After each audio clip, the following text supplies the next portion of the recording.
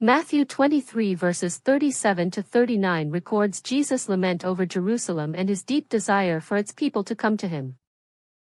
Here's a summary, explanation, and application to Christian life.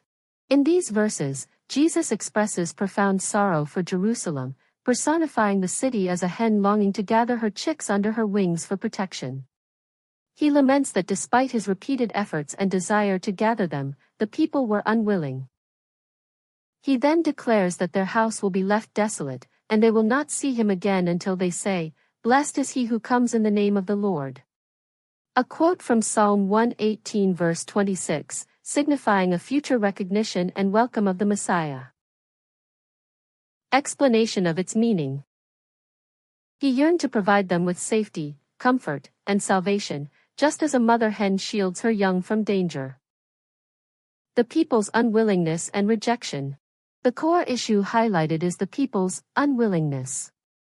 Despite Jesus' divine authority, miracles, and clear teaching, they largely rejected him and his message. Consequences of rejection, desolation.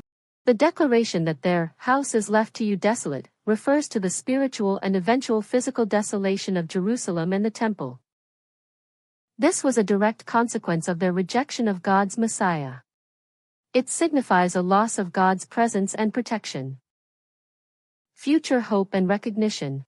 The phrase, "until you say, 'Blessed is he who comes in the name of the Lord,' points to a future time when Israel, as a nation, will recognize and welcome Jesus as their Messiah. Embrace God's invitations. Just as Jesus longed to gather Jerusalem, God continually extends invitations to us to come to him for salvation, protection, and guidance. The primary application for Christians is to recognize and eagerly embrace these invitations. Are we truly willing to be gathered under his wing? Anticipation of Christ's return and future hope. The prophecy of Jerusalem eventually welcoming Jesus with, "Blessed is he who comes in the name of the Lord," reminds us of the certainty of Christ's second coming.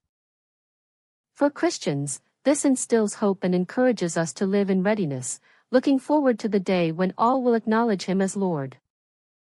In essence, Matthew 23 verses 37 to 39 is a poignant portrayal of God's unwavering love, humanity's potential for stubborn resistance, the consequences of rejecting divine grace, and the ultimate hope of future redemption and recognition of Christ. For Christians, it calls for a responsive heart, a compassionate spirit, and a confident anticipation of the Lord's return.